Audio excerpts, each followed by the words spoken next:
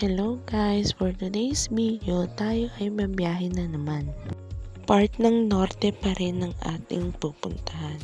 As usual, syempre, dito tayo nakatira. Deserve natin gumala kasi long weekend, diba?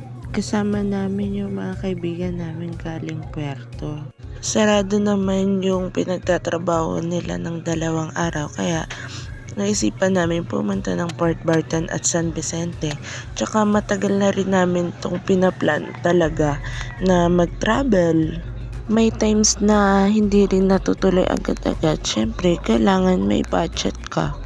Masarap mag-travel, mamasyal kasi syempre dito mo lang may express yung sarili mo, makapag-relax, tsaka makapag-muni-muni, makaiwas sa mga problema, stress, para hindi naman malugmok ang buhay mo sa puro problema, pasakit, pasan sa buhay.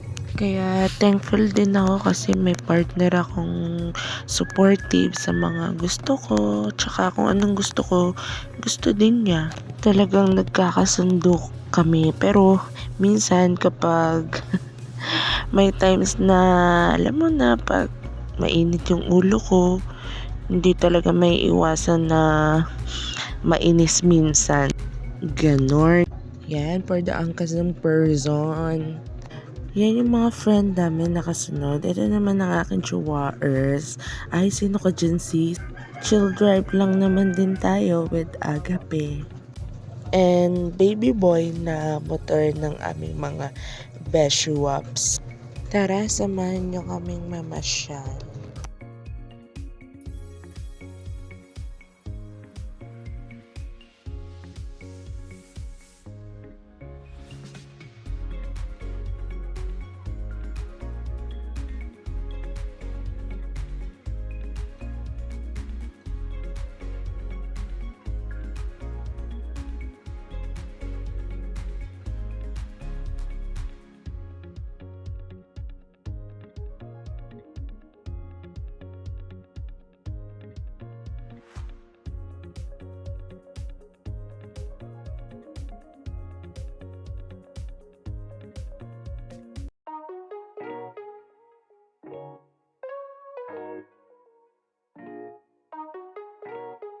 Okay, we're here at San Vicente.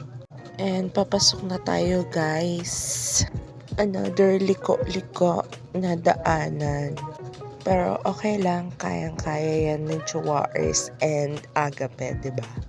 Buti na nga lang sementado na yung daan na ito kasi dati daw super lubak and maputik, mahirap daanan. Actually, may daanan din sa kabila. Ano siya, bali sinisemento na rin. May part lang din na rough road, yung mabato, maalikabok. Pero okay naman. Kung doon ka naman sa kabila dadaan, masasalubong mo yung mga alikabok. At saka mabangin doon. Pero okay naman doon dumaan. Maganda nga doon kasi medyo mas malapit. Dito kasi parang malayo. Inaayos na rin doon, tsaka parang pinatag nila kasi sesementohin na rin ata doon.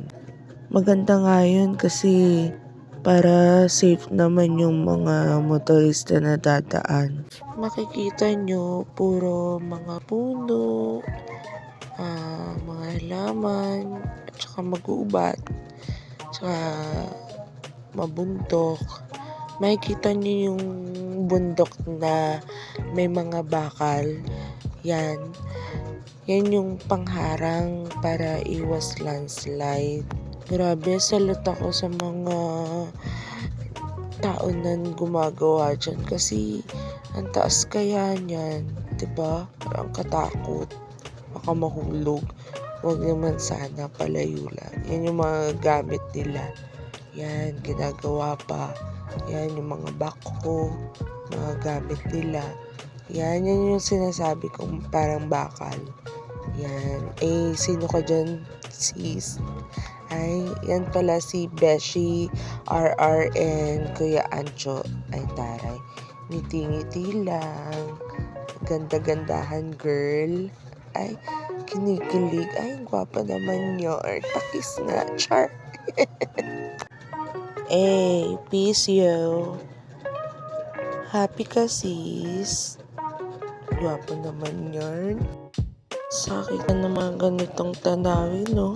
Nakaka-relax. Talagang tunay na napakaganda ng mga likha ng Panginoon kasi naisip niya na magbigay ng mga puno, halaman, syempre para malanghap tayo ng simoy ng hangin. Harap talaga namin makapag-travel ng iba't ibang lugar kaya talagang nag-iipon din kami syempre pa makapunta rin sa mga lugar na gusto namin puntahan. Actually, pinapauwi rin talaga siya ng mga kapamilya dun sa Iloilo. Maganda din dun talaga sa Iloilo. Gustong gusto ko nga dun balikan eh. First time kong nakapunta dun nung nag-training kami sa SM. Tsaka mapuntahan yung Boracay. Sa tanang buhay ko, hindi pa talaga ako nakapunta doon. Bali, ang napuntahan ko palang probinsya ay Iloilo, tsaka Cebu. Tsaka dito sa Palawan na dito na rin kami nanirahan. Kasi before sa Manila kami sa Cavite. Tapos nag-decide sila mother and father na lumipat dito kasi para maiba naman tsaka may mga kapatid din siya dito na sa mother side niya si father. Tsaka thankful din kami kasi nakapag-aral din kami dito sa Palawan. Kung sa Manila siguro ewan ko lang kung makakapag-aral ako kasi sa sobrang mahal ng bilihin at mga gastusin parang mahihirapan kami. So ayan, malapit na tayo, bali papasok na tayo kung saan tayo pupunta. Malapit na rin pala dito yung Port Barton. Sabi nila kasi may daanan na din dito. Yun nga lang, hindi pa namin alam kung saan banda. Tsaka ang ginawa namin, talagang lumabas pa kami sa National Highway para makapunta ng Port Barton. Sabi nung brother ng friend namin, pwede naman daw dumaan dun sa may airport. Lusot na daw yun ng Port Barton. Lumayo pa kami. Pero anyway, okay lang kasi para trail kahit pagod. At least experience. Buti na lang kahit papano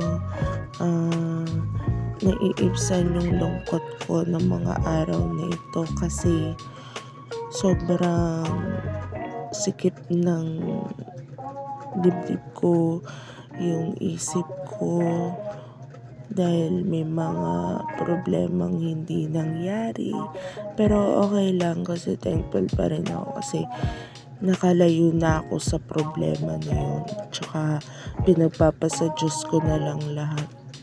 Ang importante nakapagbigay ako ng help kahit sabihin na natin kung hindi nila na-appreciate pero okay lang.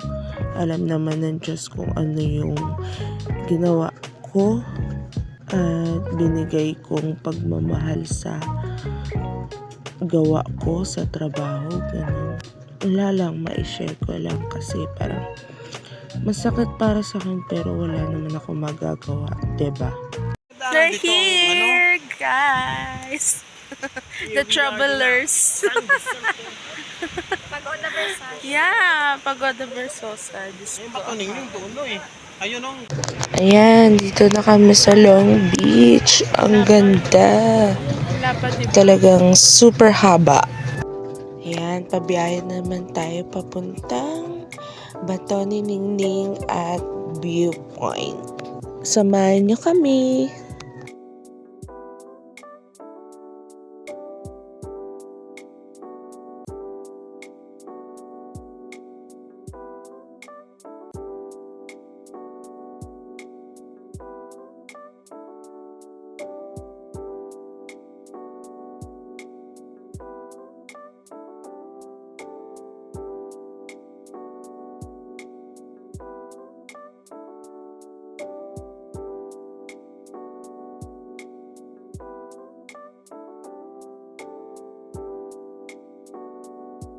Yun na nga, nalobat yung ating cellphone. Di na na-record yung ganap sa Bato ni Ningning at Viewpoint. Kaya enjoy na lang tayo ligo dito sa Port Barton Beach. Ang ganda, diba?